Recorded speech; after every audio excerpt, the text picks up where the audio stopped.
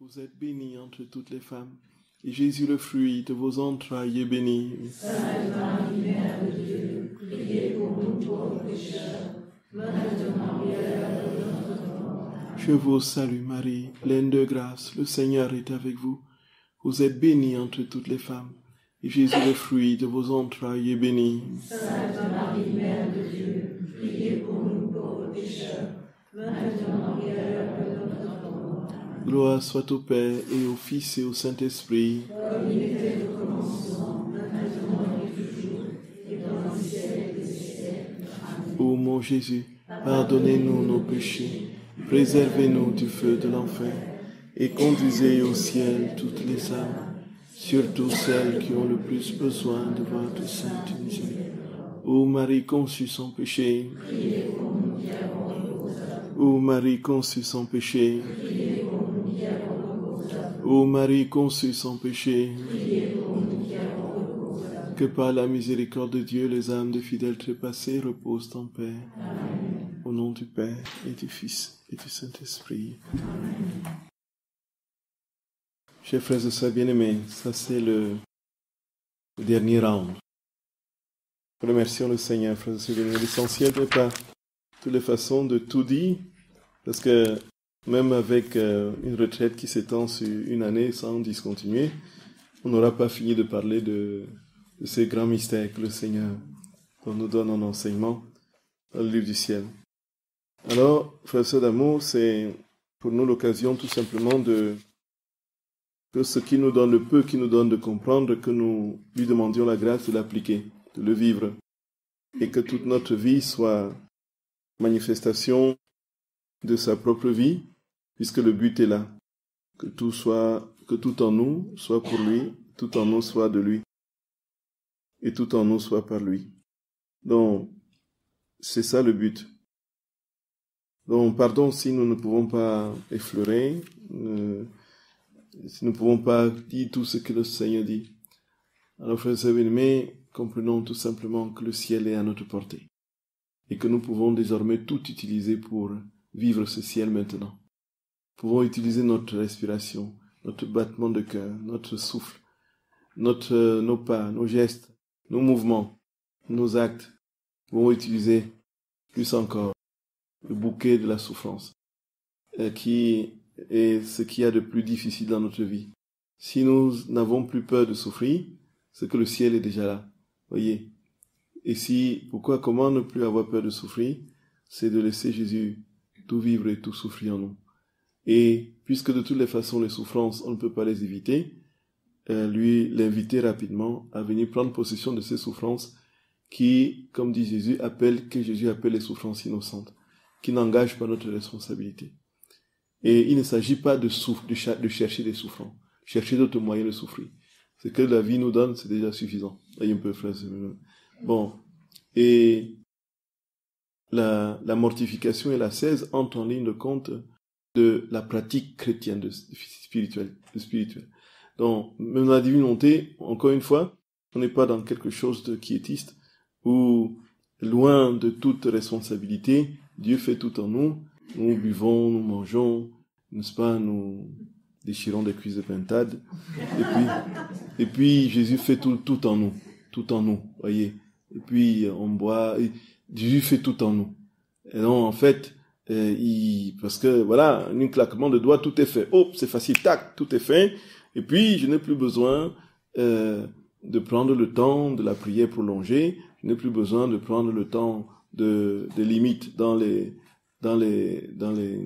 la nourriture ou dans la boisson. Je n'ai plus besoin de tout ça. De toutes les façons, je passe au repas pentagruélique, je fais mes repas pentagruéliques, et Dieu vient, il fait tout. Voilà, il fait tout.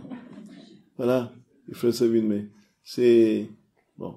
Il s'agit pas d'aller à l'autre excès et de chercher une souffrance qui nous épuise, qui nous met le corps en état d'impossibilité de louer, de remercier, de prier, de faire nos rondes. Donc il y a deux excès à éviter. Et tenir le bon bout, c'est entrer justement dans toute la sagesse spirituelle de la tradition chrétienne, qui va nous conduire progressivement, dans laquelle le Seigneur a initié Louisa jusqu'à ce qu'elle parvienne au mode complet. Voyez. Et ça, c'est pourquoi il y a ce lien à tenir entre tout ce que notre très saint Seigneur nous enseigne et tout ce que l'Église nous a déjà enseigné sur 2000 ans. Alors, frères et sœurs d'amour, nous allons continuer et terminer, du moins pour ce qui est de cette retraite, avec les fruits de la souffrance. Donc, nous avons dit tout à l'heure que nos souffrances, n'est-ce pas, détruisent 3 royaumes, dont il y a provoquent 3 sortes de résurrection, n'est-ce pas, établit la victoire sur les 3 ennemis de l'âme, rendent les vertus plus douces et aimables, et puis elle transforme nos souffrances, lui donne la valeur de la souffrance de la croix de Golgotha, et puis nous permet de tisser des anneaux d'or d'alliance avec notre Seigneur, et transforme l'amertume de Jésus en joie, et détruit 3 royaumes. Donc sur le chapitre, le registre de transforme l'amertume de Jésus en joie, Jésus dit dans un autre texte, au tome 7 du 2 octobre 1906, que les souffrances soignent Dieu. Les souffrances soignent Dieu. Tome 7, 2 octobre 1906. Donc Jésus dit, ayant reçu la Sainte Communion, je me suis senti hors de mon corps et j'ai vu une personne très accablée par plusieurs croix. Mon Jésus béni me dit, dis-lui que pendant qu'elle souffre, elle peut se servir de ses souffrances pour soigner et guérir mes plaies. Tantôt elle soignera mon côté, tantôt ma tête, tantôt mes mains, et tantôt mes pieds. Toutes ces plaies sont douloureuses et irritées à cause des grandes offenses des créatures. Dis-lui que c'est un grand honneur que je lui fais ainsi. Je lui donne le remède pour guérir mes plaies, ainsi que le mérite de m'avoir guéri. Et pendant que Jésus me parlait ainsi, j'ai vu plusieurs âmes du purgatoire, qui, entendant cela, étaient étonnées, et elles me dirent, « Comme vous êtes chanceux, vous qui recevez des enseignements si sublimes, et qui pouvez acquérir les mérites de soulager et de guérir un Dieu. Ces mérites excèdent tous les autres, et ils vous procurent une gloire qui surpassera celle des autres, autant que le ciel surpasse la terre. Ah, si nous avions reçu de tels enseignements et la connaissance que nos souffrances pouvaient soigner un Dieu, combien de richesses et de mérites nous aurions pu acquérir, desquels nous sommes privés. Impressionnant, frère Sebelmé. Donc les âmes du purgatoire nous envient. Il dit, si nous avions pu entendre ces enseignements, si nous connaissions tout cela, nous n'aurions pas laissé une seule de nos souffrances nous échapper, sans être vécues par Dieu. Et vous comprenez le mérite que vous avez aujourd'hui, ô âme en pèlerinage sur la terre, le mérite que vous avez aujourd'hui de soigner un Dieu. Vous soignez tantôt son côté, vous soignez tantôt sa tête, vous soignez tantôt ses mains, ainsi de suite, et ses pieds. Vous voyez tout ce que vous pouvez avoir comme mérite. Heureux êtes-vous, comme dit ce passage de l'Évangile, vous qui entendez ces choses et qui voyez ces choses, car beaucoup de patriarches et de prophètes ont voulu voir ce que vous voyez et ne l'ont pas vu, entendre ce que vous entendez et ne l'ont pas entendu. Et il y a une jalousie des âmes du purgatoire pour les vivants sur la terre. Comment? Oui, bien sûr. C'est ça la grâce que nous avons vue dans la divine volonté. C'est qu'en leur nom, nous faisons... Donc, ils sont... Jalousie, c'est une manière de parler. Ils sont dans l'admiration de voir que nous sommes frères et sœurs bien-aimés. Oh là là. Et alors, le Seigneur dit très clairement, oh frères et sœurs bien-aimés, consolons le Seigneur, réparons Jésus.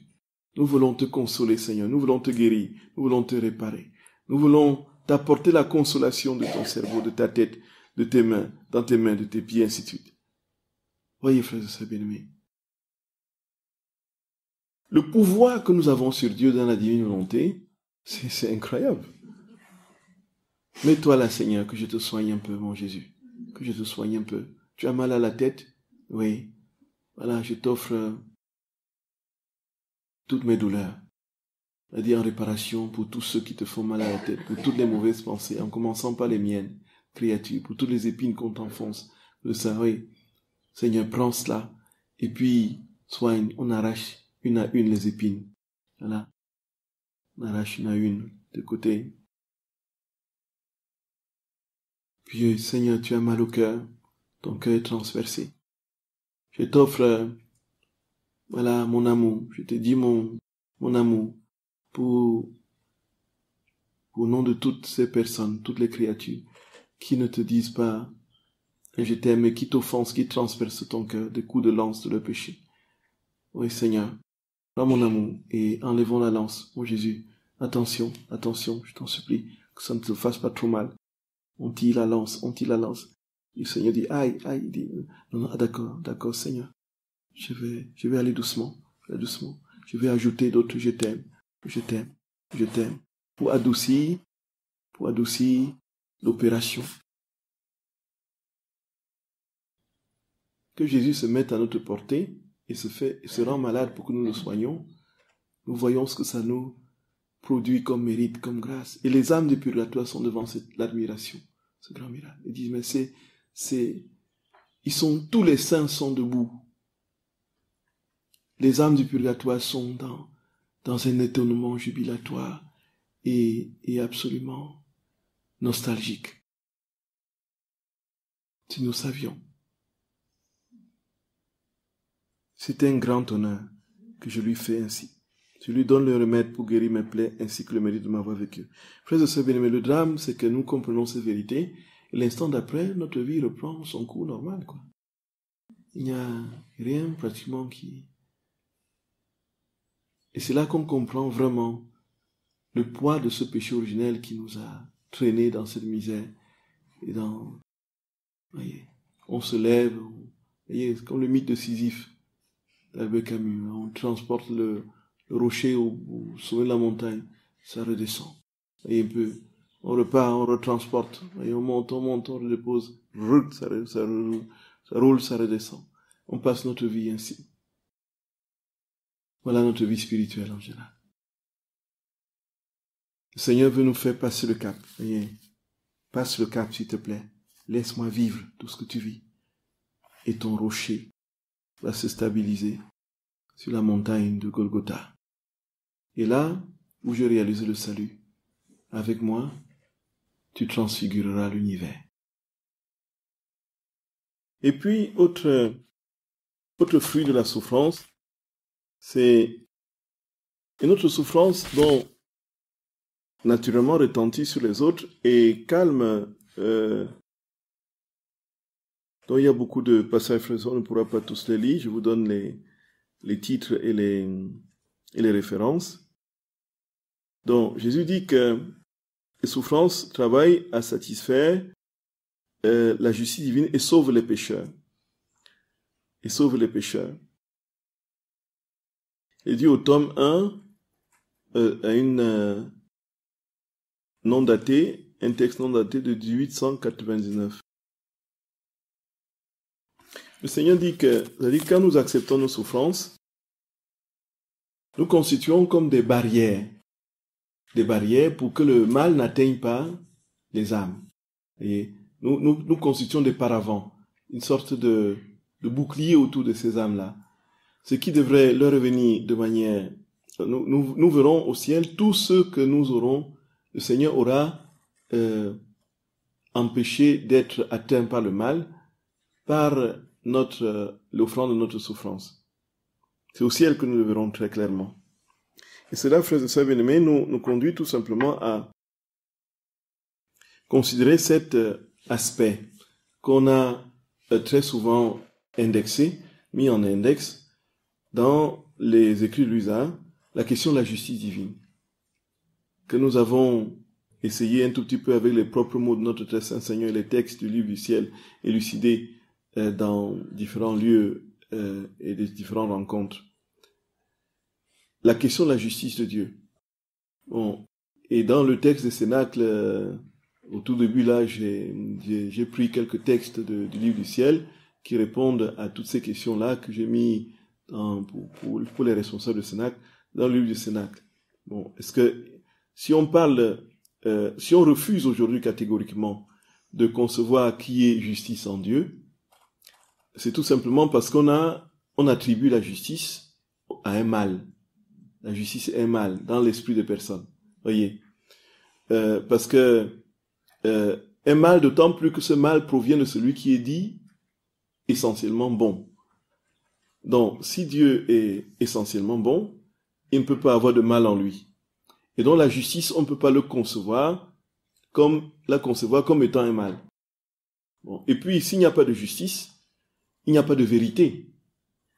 Et s'il n'y a pas de vérité, il n'y a pas Dieu, puisque Dieu s'identifie à la vérité. Je suis le chemin, la vérité et la vie. Et ce faisant, quand on a ces notions très claires à l'esprit, on comprend donc que lorsque le Seigneur parle de sa justice, ça ne peut pas être un mal. Et si sa justice se manifeste par la souffrance, et comme la souffrance est un mal et ne peut pas provenir d'un Dieu bon, il faut donc comprendre le sens de cette justice de Dieu qui utilise le mal, la souffrance. Nous entendons bien, frères et sœurs bien-aimés. Donc, on ne peut pas s'imaginer que Jésus, l'exemple que je prends très souvent, que Jésus a au ciel, avec quelques anges là, un laboratoire pour fabriquer des microbes qui jettent sur terre. Et maintenant, tiens, le microbe du Covid, tac, ramassé. Maintenant, le microbe de la peste, tiens, ramassé. Maintenant, le microbe du sida, tiens, ramassé. Maintenant, le microbe de ceci, tiens, ramassé. Pour vous châtier, pour que vous compreniez qu'il y a une justice divine. Comprenez bien. Est-ce que ça peut être de Dieu? Dieu est essentiellement, fondamentalement, parfaitement bon. Il n'y a pas de mal en Dieu. Et donc, sa justice se traduit par l'instrumentalisation, effectivement, d'un mal, qu'il soit un mal structurel ou lié à la désagrégation des lois naturelles, sur un plan plutôt,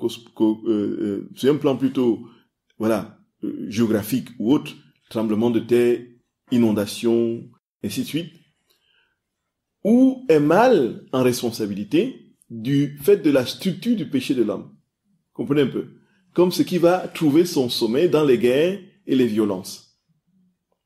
Et quand on arrive à ça, le Seigneur se sert de tout cela pour appliquer sa justice. Comprenez un peu? Puisque n'étant pas l'auteur immédiat, indirectement, il s'en sert. Pourquoi? Dans quel but? Pour sauver les âmes. Et c'est pourquoi, frères et sœurs bien-aimés, il va très clairement et surabondamment marteler, mais pensez-vous que ce soit les villes et quand il y a des guerres et que lui a dit, bon voilà, il faut, Seigneur ne châtie pas. Et ce langage-là, c'était un langage courant à l'époque. Comprenez, frères et sœurs bien-aimés. Aujourd'hui, ça nous paraît suranné et tout simplement révoltant d'entendre qu'on supplie Jésus de ne pas châtier, comme si lui châtiait. Jésus ne châtie pas. Jésus ne châtie pas. C'est un langage qui était dans le temps. On dit, Dieu va te punir, Dieu va te punir. Même nous, encore tout petits, on a entendu ça. Dieu te punira, voyez un peu. Dieu te punira. Bon. Ici, frères et sœurs bien-aimés, il y a quelque chose de clair qu'il faut comprendre. C'est que, puisqu'il ne peut pas être l'auteur du mal, et comme la justice peut se déployer dans un mal structurel ou en responsabilité individuelle, voici que le Seigneur s'en sert. Cela veut dire plutôt qu'il est dans une logique de permission. Sa volonté se déploie de manière permissive. Là où il n'est pas l'auteur immédiat, dans une volonté directe de provoquer le mal. Comprenez un peu. Et ce faisant, effectivement, le Seigneur dit que quand tu souffres ta souffrance avec lui et en lui, il utilise cette souffrance-là pour constituer des paravents, des barrières, des digues contre la déferlante de cette justice qui peut être immanente. Bon, il y a une justice immanente, voyez, qui est liée au péché. Je pose un acte, j'ai la conséquence de l'acte. La conséquence de cet acte-là est l'effet. Donc c'est une relation de cause à effet. Donc si je consomme des 10, 15 tablettes de chocolat par jour, il est évident qu'il ne faut pas que je m'étonne d'une part que le foie est complètement, voyez, malade. Deuxièmement, que la glycémie a pris des taux absolument faramineux et que on doit rapidement, ainsi de suite. Donc il y a un mal qui est la conséquence du péché. Et Jésus dit que même ce mal-là, là, on a conséquence dans sa conséquence immédiate de cause à effet. C'est-à-dire que le Seigneur, par ta souffrance, va déjà faire que lorsque tu souffres dans sa divine volonté, il voit tout le mal, tout ce qui va t'atteindre. Et quand tu vas rentrer à la cuisine pour prendre une tablette, tu vas penser à ta santé, tu vas dire non, on laisse ça tomber un peu. Il y aura des milliards d'êtres comme ça dans le monde que nous verrons au ciel, qui auront été empêchés d'entrer dans le mal parce que nous avons offert notre souffrance particulière, voyez. Vous entrez à la cuisine pour prendre des trucs superflus, des trucs sucrés ou superflus, après un bon repas. Et puis vous dites non, c'est pas. Et vous allez dire, c'est le bon sens qui me l'a dit. Et le jour viendra où vous verrez que quelque part, dans un coin du monde, il y avait quelqu'un qui avait offert sa souffrance, vous voyez un peu ça. Et puis vous vous trouvez là, vous dites, bon, toute cette panoplie de grâce et de sanctification, qui sont produites dans votre vie, que vous attribuez à vos propres mérites et vos efforts, ont été offertes, ont été obtenues par l'offrande et la vie de souffrance dans la divine volonté d'un être quelque part sur le coin de la terre. Voyez? C'est cela, frère, simplement. Et Jésus dit que c'est ça donc ça calme sa justice divine. Et puis, Seigneur dit aussi que la souffrance rend l'âme plus digne et plus aimable. C'est au tome 16 du 16 février 1924. Jésus dit, « Oh, si tu pouvais voir dans mon cœur, tu y verrais concentrer toutes les souffrances imaginables, desquelles les créatures ressuscitent à une vie nouvelle, ainsi que tous les contentements et toutes les richesses divines qui coulent en lui comme des fleuves qui sont répandus pour le bien de toute la famille humaine. Mais qui peut profiter le plus de ces immenses trésors de mon cœur? Celui qui souffre davantage. Pour chaque souffrance de la créature, il y a dans mon cœur une joie particulière accompagnant cette souffrance. La souffrance rend l'âme plus digne, plus aimable, plus sympathique. Mon cœur attirait sur lui toutes les sympathies divines par la vertu des souffrances qu'il supportait, et quand je vois la souffrance dans un cœur, la souffrance étant une caractéristique particulière de mon cœur, rempli d'amour, donc je verse sur ce cœur les joies et les contentements contenus dans mon cœur. Ça y est. Parce que c'est Jésus qui se voit lui-même souffrir en vous, et il déverse ce qu'il est en vous, il déverse ses joies et ses contentements dans votre cœur. Et l'âme est plus aimable et plus, et gagne plus en vertu, comme on a eu l'occasion de le dire. Cette souffrance qui nous brise, cette souffrance qui nous met dans nos petits souliers, voyez, nous dispose davantage à l'humilité, à la simplicité, ainsi de suite. Et nous verrons toute notre vie, si nous passons toute notre vie en revue, nous nous rendons compte qu'il y a effectivement il y a énormément de situations, frères et sœurs bien-aimés, qui ont été pratiquement évitées, énormément de grâces dans lesquelles nous sommes, le Seigneur nous a plongés, parce qu'il y a eu des événements qui nous ont diminués. Et en ce moment-là, on était dans les récriminations, dans les révoltes, dans toutes sortes d'incompréhensions, mais nous voyons le fruit après. Bien sûr, reste à établir cette différence entre un traumatisme qui nous rend incapables de faire le bien à cause d'une souffrance extrême et grande, et puis une souffrance que nous avons vécue, endurée, dans l'acceptation, parce que c'était inévitable, en l'offrant et en laissant le Seigneur vivre. Et même si on peut pousser jusqu'au bout, si c'était une souffrance traumatique, particulièrement profonde et presque destructrice, le Seigneur trouvera encore le moyen de venir dans cette souffrance-là, une fois qu'elle est restée pérenne, et une fois que nous avons accepté l'offrir, d'y tisser sa demeure et d'opérer, comme il décrit dans les différents passages que nous avons vécus, réparation, transfiguration des souffrances, anneaux d'or, les vertus, la sainteté divine, et puis tout ce qu'on a écouté des fruits de la souffrance. Voyez, frères et sœurs bien-aimés. Donc, en fait, rien ne laisse Jésus indifférent. Que ce soit une souffrance que nous acceptons et que nous vivons, que ce soit une souffrance qui nous a définitivement mis dans une incapacité à faire quelque chose de notre vie dans l'ordre de ce qui aurait pu être meilleur, Jésus se sert de tout. Il est celui qui récolte les poubelles. Voyez, frères et sœurs bien-aimés, il récolte les poubelles pour les transformer en des ruisseaux de diamants. Vous imaginez des ruisseaux de diamants, des fleuves de diamants qui descendent. Ça deviendra banal, hein? On ne va pas s'entretuer pour chercher un carat ou un truc. Ce sera normal que vous viviez dans le diamant de la vie divine. Voyez, frères et sœurs bien-aimés, c'est ici que tout se joue. Et là, frères et sœurs bien-aimés, comme on a dit, on ne peut pas tout dire, hein? On ne peut pas tout dire, c'est impossible.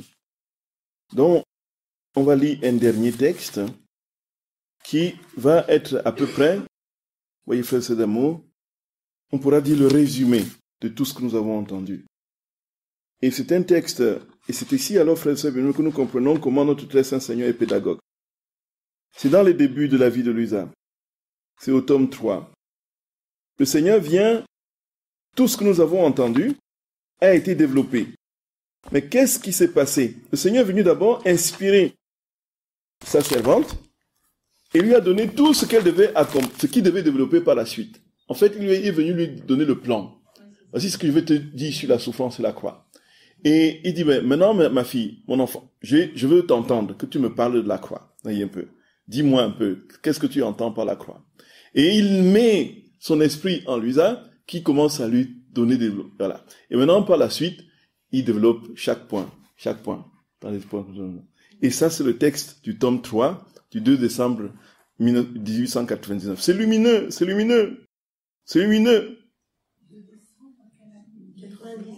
1899. Au tome 3 du 2 décembre 1899. Donc, il poursuivit. Donc, je saute les pages. Il poursuivit. Fais-moi entendre ta voix qui réjouit mon ouïe. Conversons ensemble un peu. Donc, Jésus dit, fais-moi entendre ta voix, ma petite. Ta voix me réjouit. Parlons ensemble. Je t'ai souvent parlé de la croix. Aujourd'hui, laisse-moi t'entendre m'en parler. Parle-moi. Je me suis sentie toute confuse. Je ne savais pas quoi dire. Mais lui, pour m'aider, m'envoya un rayon de lumière intellectuelle et j'ai commencé à dire, mon bien-aimé, qui peut te dire ce qu'est la croix et ce qu'elle fait? Seulement ta bouche peut parler dignement de la sublimité de la croix. Mais puisque tu veux que je t'en parle, je le ferai. La croix soufferte par toi, Jésus-Christ me libère de l'esclavage du démon et m'unit à la divinité par un lien indissoluble. La croix est fertile et donne naissance à la grâce en moi. La croix est légère. Elle me désillusionne du temporel et me dévoile l'éternité. La croix est un feu qui réduit en cendres tout ce qui n'est pas de Dieu, jusqu'à vider le cœur de toute petite poussière qui pourrait s'y trouver. La croix est une monnaie d'une valeur inestimable. Si j'ai la bonne fortune de la posséder, je deviens enrichi d'une monnaie éternelle, apte à faire de moi la plus riche du paradis. Car la monnaie qui circule dans le ciel provient des croix souffertes sur la terre. La croix m'amène à me connaître moi-même. Elle me donne aussi la connaissance de Dieu. La croix greffe sur moi toutes les vertus. La croix est le noble siège de la sagesse incréée qui m'enseigne les doctrines les plus hautes, les plus subtiles et les plus sublimes. Elle me dévoile les mystères les plus secrets, les choses les plus cachées, les perfections les plus parfaites, toutes choses cachées aux plus savants et aux plus sages du monde. La croix est cette eau bienfaisante qui me purifie et qui nourrit en moi les vertus. Elle les fait croître. Elle me quitte après m'avoir conduite à la vie éternelle. La croix est cette céleste rosée qui préserve et embellit en moi le beau lys de la pureté. La croix nourrit l'espérance. La croix est le flambeau de la foi agissante. La croix est ce bois solide qui préserve et maintient toujours enflammé le feu de la charité. La croix est ce bois sec qui fait s'évanouir et se disperser la fumée de l'orgueil et de la vaine gloire, et qui produit dans l'âme l'humble violette de l'humilité. La croix est l'arme la plus puissante pour assaillir les démons et me défendre de toutes leurs emprises. L'âme qui possède la croix fait l'envie et l'admiration de tous les anges et de tous les saints, et la rage et la colère des démons. La croix est mon paradis sur la terre, tel que si le paradis d'en haut est jouissance, celui d'en bas est souffrance. La croix est la chaîne d'or très pure qui me relie à toi, mon plus grand bien, et qui forme la plus intime union qui puisse être en me laissant me transmuer en toi, mon objet bien-aimé, jusqu'à ce que je me sente perdu en toi et que je vive de ta vie même. Après que j'ai eu dit cela, je ne sais pas si c'était non-sens. Mon aimable Jésus se réjouit grandement et pris par un transport d'amour, m'embrassa partout et me dit « Bravo, bravo ma bien-aimée, tu as bien parlé. Mon amour est feu, mais pas comme un feu de la terre qui rend stérile tout ce qu'il pénètre et réduit tout en cendres. Mon feu est fertile et rend stérile seulement ce qui n'est pas vertu. À tout le reste, il donne vie. Il fait germer de belles fleurs, donnant des fruits très exquis et formant le jardin céleste le plus délicieux. La croix est si puissante que je lui ai communiqué tant de grâce qu'elle est plus efficace que les sacrements eux-mêmes. Il en est ainsi parce que lorsqu'on reçoit le sacrement de mon corps, les dispositions et le libre secours de l'âme sont nécessaires pour qu'on en reçoive mes grâces. Ils peuvent souvent manquer, tandis que la croix a la puissance de disposer l'âme à la grâce. Voilà tout le résumé, frères et sœurs d'amour. Tout le résumé, ce que nous avons dit. Voilà tout le résumé qui a été dit. Et le Seigneur dit que c'est plus puissant que les sacrements. Pourquoi? Parce que les sacrements ont besoin de dispositions intérieures. Ce sont des sacrements de la foi. Nous avons besoin d'être disposés pour recevoir en état de grâce les sacrements. Et voici que pour que ces sacrements portent du fruit, si ces dispositions sont inexistantes, il n'y a pas du tout de fruit. La croix a ceci de particulier qu'elle nous dispose d'office à la grâce. Elle crée cette disposition. Et là, donc, elle a une efficacité plus grande que les sacrements qui sont reçus sans les dispositions. Voyez, frères et sœurs bien-aimés.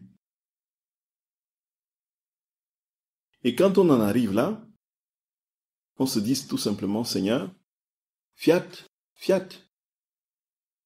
Seigneur, si tu veux, tu peux me guérir. Si tu veux, tu peux me guérir. Guéris-moi si tu le veux. Mais si tu ne le veux pas, tu as une bonne raison. Et que cette souffrance serve pour tout ce que nous avons entendu. Vis cette souffrance toi-même. Viens prendre ta demeure dans cette souffrance. Et fais en sorte que rien de ce que nous vivons ne soit vécu en dehors de toi. Notre vie sera la tienne, ta vie sera la nôtre. Nos souffrances seront les valeurs de ta passion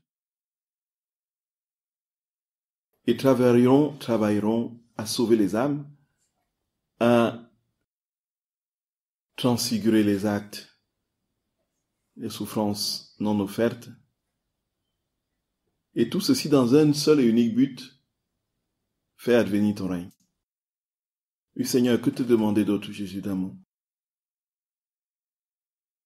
Nous n'avons rien d'autre à te demander, sinon que tu viennes vivre en nous.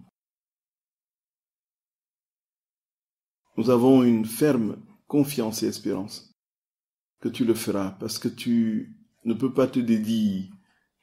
Tu n'as qu'une parole, Jésus. Et ce que tu dis, tu le réalises toujours. Nos cœurs sont prêts, Seigneur. Nos cœurs sont prêts. Viens établir ton règne dans nos cœurs. Accorde-nous cette grâce, nous t'en supplions, notre Seigneur. T'en supplions, Jésus. Fais-nous vivre vraiment de ta vie. Fais-nous vivre de ta vie, Jésus. Fais-nous vivre de ta vie.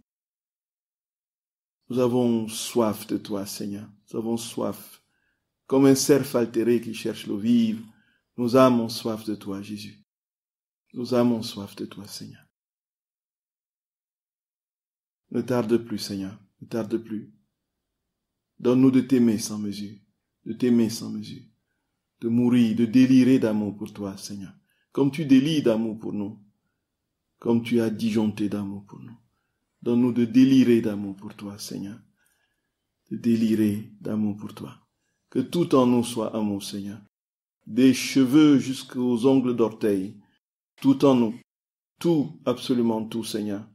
Nos moindres petites pensées soient amour pour toi. Et ainsi nous pourrons véritablement nous aimer comme tu nous aimes, de ton amour divin. Sois béni, Jésus. Sois béni, notre roi. Sois béni. Nous avons confiance en toi. Nous avons confiance en toi, Seigneur. Nous avons confiance en toi.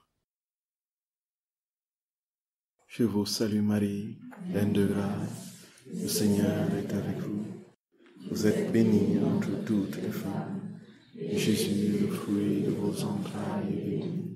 Sainte Marie, Mère de Dieu, priez pour nous pauvres pécheurs, maintenant et à l'heure de notre mort. Amen. Au nom du Père et du Fils et du Saint-Esprit.